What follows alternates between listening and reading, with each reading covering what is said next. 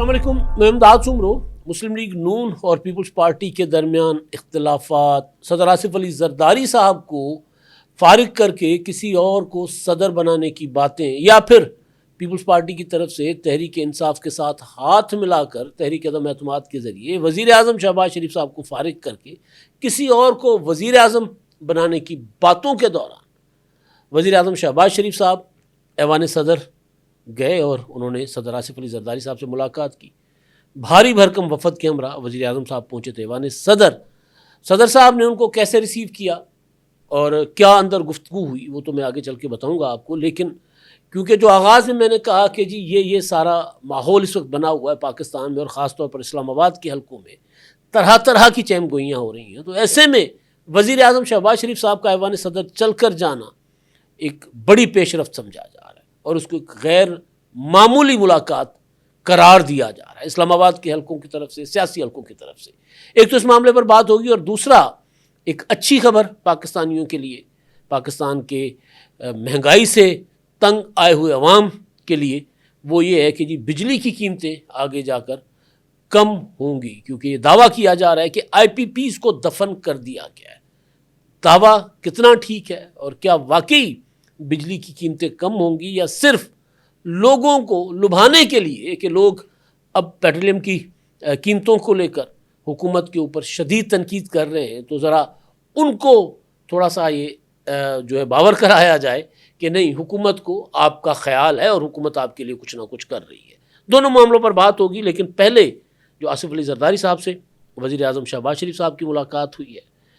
मुलाकात जैसे मैंने पहले कहा कि ख़ास माहौल के दौरान हुई है और 28वीं तरमीम का जिक्र चल रहा है। बल्कि पिछले दिनों एक ख़बर ये भी आई कि सदर आसिफ अली जरदारी साहब और इस्टेब्लिशमेंट के दरमियान मामलात गड़बड़ चल रहे हैं। जरदारी साहब या पीपल्स पार्टी जो है वो नहीं चाहते कि 28वीं तरमीम हो, NFC में सूबों केसों को कट लगाया जाए, 18वीं तरमीम को जो है वो अपना रोल बैक किया जाए या उसमें से कुछ सब्जेक्ट जो है वफाक के हवाले किए जाए।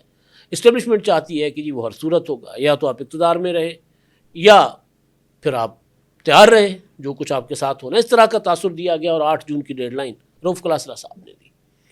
फिर कुछ हलकों की जानिब से ये कहा गया कि सदर आसिफ अली जरदारी साहब से इस्टेब्लिशमेंट बहुत नाराज़ है, इसी वजह से जब ईरान अमेरिका के वफूद पाकिस्तान आ रहे थे, 9 अप्रैल को तारीख थी, फिर बहरहाल 10 और 11 अप्रैल और 12 अप्रैल तक वहाँ इस्लामाबाद में अच्छी खासी एक आलमी सतह की का एक इवेंट होता रहा, तो उस दौरान भी सदर साहब वहाँ नहीं थे। तो उसको लेकर भी तरह तरह की बातें की गई कि आसिफ अली जरदारी साहब को निकाल दिया गया इस्लामाबाद से, क्योंकि वो जो है वो मुत्तहिदा अरब अमारात को उन्होंने कहा था कि जी आप पाकिस्तान से पैसे वापस लें, और जिसके बाद मुत्तहिदा अरब अमारात ने 3.5 अरब रुपए पाकिस्तान से वापस ले लिए थे। फिर कुछ और तरह की बातें भी सामने आती रही। अब मुलाकात की जो वीडियो है आप देखेंगे कि जब वज़ीर आज़म साहब आ रहे हैं तो सदर साहब ऐवान सदर के जो हॉल का जो दरवाज़ा है जहाँ मुलाकात होती है, उस दरवाज़े के ऊपर उनको रिसीव करते हैं डॉक्टर आसिम सलीम मांडवी वाला, ये सदर साहब के हमरा होते हैं। वज़ीर आज़म शहबाज शरीफ साहब के साथ नायब वज़ीर आज़म वज़ीर ख़ारजा इसाक डार साहब, आज़म नज़ीर तारड़ साहब, उसके अलावा अयाज सादिक साहब वज़ीर आज़म साहब के साथ थे। और मुलाकात के हवाले से जो प्रेस रिलीज़ जारी की गई है ऐवान सदर की जानिब से, वो तो मैं आपको सुनाता ही हूँ। लेकिन आपको मेरे कल सुबह का मेरा व्लॉग याद होगा जिसमें मैंने कहा था कि बिलावल भुट्टो जरदारी साहब जो है वो कल के लिए कहा था कि वो इस्लामाबाद पहुँचेंगे, कौमी असम्बली का इजलास था। तो वो जब वहाँ पहुँचेंगे तो ये जो जितनी भी बातें चल रही हैं उनमें से अब असल ख़बरें बाहर आना शुरू हो जाएंगी। इस्लामाबाद में एक आपको अलग से हिलजुल और हलचल नज़र आएगी। तो कल की मुलाकात ज़ाहिर है उसी वजह से थी कि सदर जरदारी साहब के साथ जो वज़ीर आज़म साहब ने मुलाकात की है, एजेंडा क्या था वो मैं आपको बताता हूँ। और फिर मैंने एक और चीज़ भी मैंने आपको कई बार बताई, आगे चल के बताऊँगा कि पीपल्स पार्टी के लिए अगर ये कहा जाता है कि पीपल्स पार्टी को ज़बरदस्ती NFC अवार्ड पर कंप्रोमाइज़ करने के लिए मजबूर किया जाएगा या 18वीं तरमीम के लिए मजबूर किया जाएगा, तो ये पीपल्स पार्टी जो है अगर वो उसको अपनी सियासत के लिए खेलना चाहे तो पीपल्स पार्टी के लिए एक نیا جیون جس کو کہتے ہیں نا، نئی زندگی جس کو کہتے ہیں، وہ ہو سکتی ہے۔ وہ کیسے، آگے چل کے میں بتاتا ہوں۔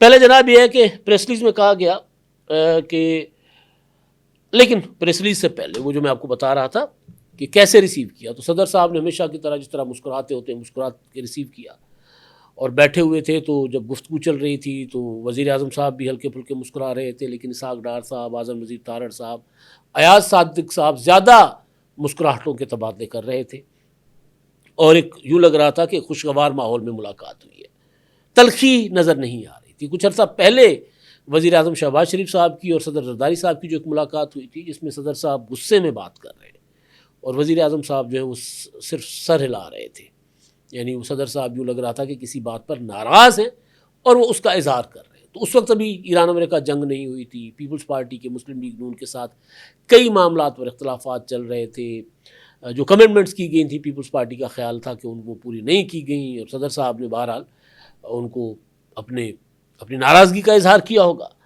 لیکن کل کی ملاقات میں ایسا نہیں تھا۔ تو جو پریس ریلیز جاری کی گئی، ایوان صدر کی جانب سے کہا گیا کہ صدر مملکت آصف علی زرداری سے وزیر اعظم محمد شہباز شریف کی ایوان صدر میں ملاقات میں نائب وزیر اعظم و وزیر خارجہ اسحاق ڈار، اسپیکر قومی اسمبلی سردار ایاز صادق، وفاقی وزیر داخلہ محسن نقوی، وفاقی وزیر قانون اعظم نذیر تارڑ، سینیٹر سلیم مانڈوی والا اور ڈاکٹر عاصم بھی موجود تھے ملاقات میں۔ اچھا، اب اس میں جو محسن نقوی صاحب کا کردار ہے نا، کہ ان دونوں جماعتوں کے درمیان جب کوئی اختلافات پیدا ہوتے ہیں تو محسن نقوی صاحب تینوں جماعتوں سے، تینوں فریقین سے، صدر صاحب ان کو اپنا برخوردار کہتے ہیں، بچہ کہتے ہیں۔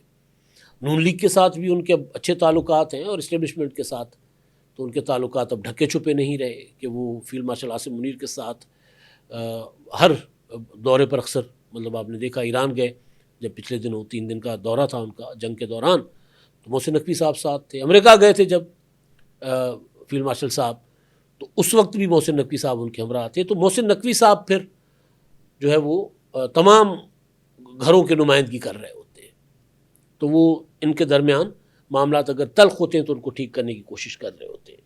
تو وہ بھی اس ملاقات میں تھے۔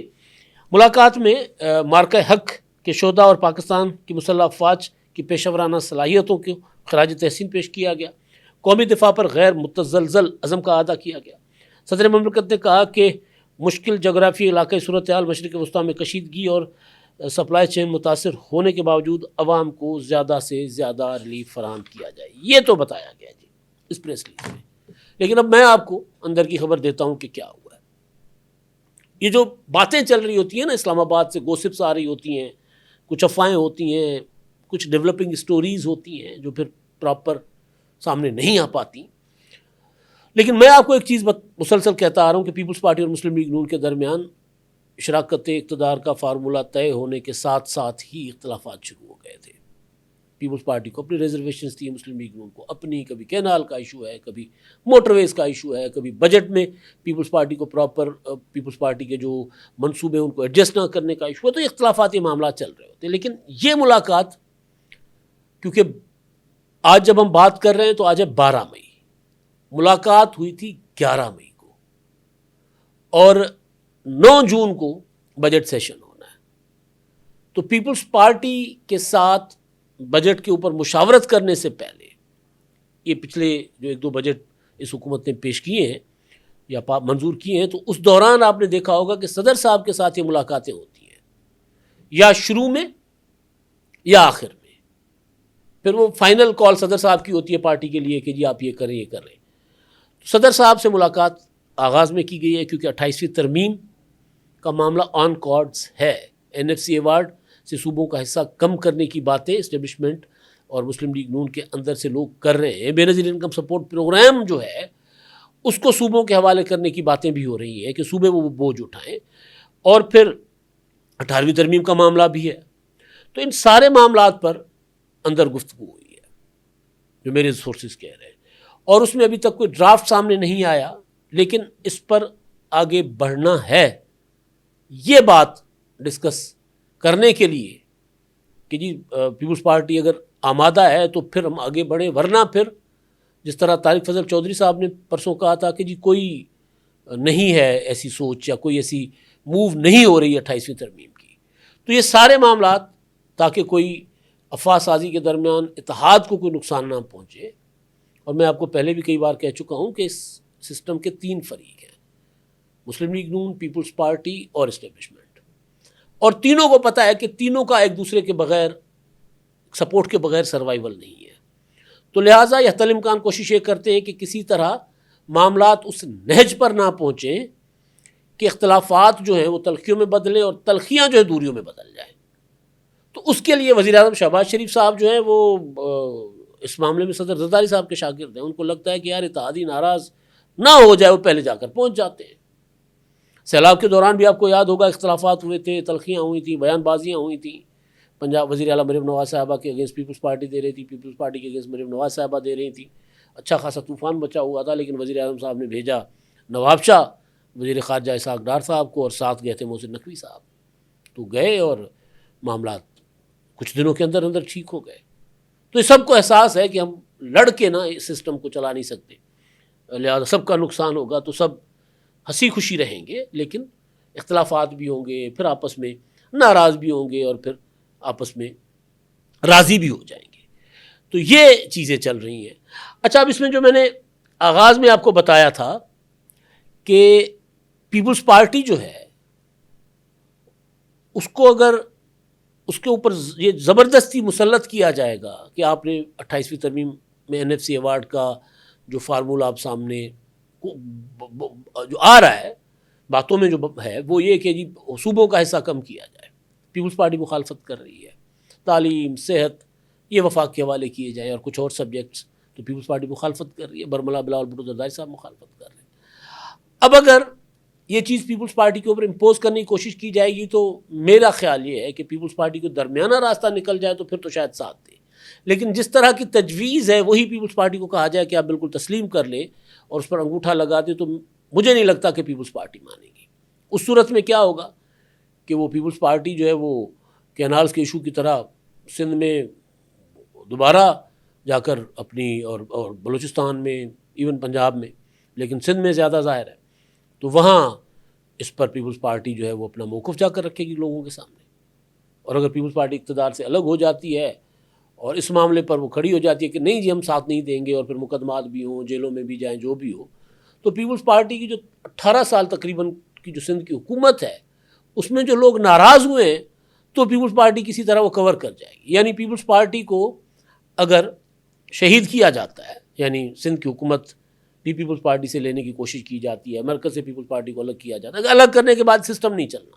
پیپلز پارٹی الگ ہو گئی تو پھر اس طرح سسٹم چل نہیں سکے گا. لیکن اگر یہ ہوتا ہے تو پیپلز پارٹی کو اس میں فائدہ ہی فائدہ ہوگا، سوائے اس کے کہ نیب شیب متحرک ہو جائے گا، گرفتاریاں ہوں گی. تو پیپلز پارٹی کچھ لوگوں سے میری بات ہوئی تھی، اور بلکہ جب پچھلی بار بھی NFC کا ایشو آیا تھا سامنے تو CEC کے اجلاس میں کہا گیا تھا کہ حکومت ہم چھوڑ دیں گے، سندھ حکومت جاتی ہے تو جائے، ہم کمپرومائز نہیں کریں گے. اس صورت میں پیپلز پارٹی جا کر دوبارہ سندھ میں اپنے آپ کو تگڑا کرے گی، مضبوط ہو جائے گی، تو شہید ہو جائے گی نا پھر.